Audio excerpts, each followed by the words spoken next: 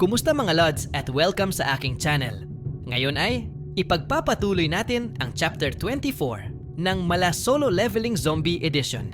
Nagmamadali naman ang ating bida sa pagmamaneho sakay ng bus papunta sa Rongxiang Garden upang agad niyang matapos ang kanyang misyon. Samantala, sa Rongxiang Garden Building 8, habang kumakain ang grupo ni Lee, biglang napalingon si Zixuan nang makarinig siya ng tunog ng sasakyan at nasambit niya na bumalik na ang ating bida, ngunit kaagad silang pinatahimik ni Lee at nagsabi na sisilipin muna niya kung sino ang dumating.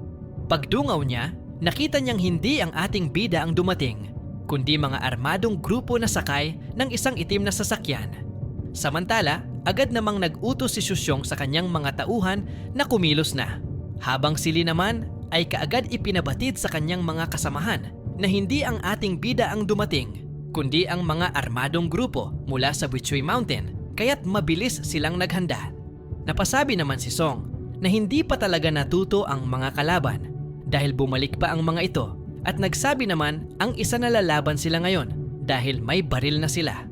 Ngunit pinigilan sila ni Lee at sinabihan na huwag silang magpadalos-dalos dahil marami na ang kalaban nila ngayon at armado ito ng matataas na baril. Sinabi din ni Lee na sundin na lang nila ang kanilang plano at agad siyang nagpaalam na pupunta siya sa rooftop upang mang-ambush. Samantala, itinuro naman ni Xuxiong sa kanyang mga tauhan ang saktong distansya nila mula sa gusali at sabay-sabay nilang tinutok ang kanilang baril. Eksakto namang tumingin si Song at napasigaw na lang siya na dumapa sila nang biglang nagpaulan ng bala ang kampo ni Xuxiong. Matapos magpaputok, humingi si Xuxiong ng megaphone at inutusan ang kanyang mga tauhan na barilin ang sinumang makita nila. Ngunit nang magsasalita na siya, biglang tinamaan ng bala sa ulo ang isa niyang tauhan, kaya napatanong na lang si Xuxiong na meron bang sniper. Tinamaan din ang isa pa sa paa, kaya agad nag-utos si Xuxiong na magmadali silang magtago dahil may automatic rifle ang kalaban. Samantala, si Lee ay nasa rooftop na at nakatutok sa kanila gamit ang automatic rifle. Napamura naman si Xuxiong dahil ang impormasyong ibinigay sa kanila ay nagsabing mga pistol lang ang dala ng kalaban. Bigla namang nagtanong ang isang tauhan nito na kung ano ang kanilang gagawin.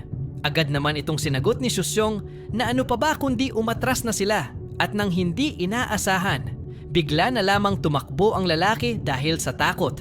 Napamura naman si Xuxiong at sumigaw na hintayin muna ang signal niya bago tumakbo, ngunit huli na ang lahat dahil bigla na lamang humandusay ang lalaki. Sinabihan naman ni Xuxiong ang natitirang mga tauhan niya na tumakbo na, kaya mabilis silang nagsitakbuhan. Ngunit hindi siya sumabay at pinauna niya ang iba upang magsilbing pain, dahilan kung bakit tinamaan ang ilan sa kanila. Nang masiguro ni Xuxiong na naubos na ang bala ng sniper, saka siya kumaripas ng takbo hanggang sa tuluyan silang nakarating sa sasakyan at agad siyang nag-utos sa natitirang tauhan niya na umalis na sila, habang ang isa ay iniwanan na lang kaya tinamaan ito sa ulo. Samantala, habang patuloy na nagmamaneho ang ating bida, napalingon siya nang may nakasalubong sila na sasakyang mabilis ang takbo, ngunit hindi na niya ito pinansin dahil mas nakatutok siya sa kanyang misyon. Pagdating nila sa Rongxiang Garden, nadatnan nila ang mga kalabang nakabulagta at napasabi siya na nagamit ni Lee ang rifle na iniwan niya. Naisip din ng ating bida na ang nakasalubong nilang sasakyan kanina ay posibleng kasamahan ng mga nakabulagta na tumakas. Samantala, habang nagsasalita ang ating bida, napalunok laway naman si Chong nang makita ang katawan na nakahandusay. Napansin naman ito ng ating bida, kaya tinanong niya si Chong kung nagugutom ba siya. Tumango naman si Chong, kaya't sinabi ng ating bida na mukbangin na niya ito, baka maunahan pa siya ng ibang zombie. At dahil dito, napangiti si Chong at agad sumugod upang kainin ito. At habang nagmumukbang si Chong, sinabihan naman siya ng ating bida na sumunod na lang siya sa Building 8 kapag natapos na siya.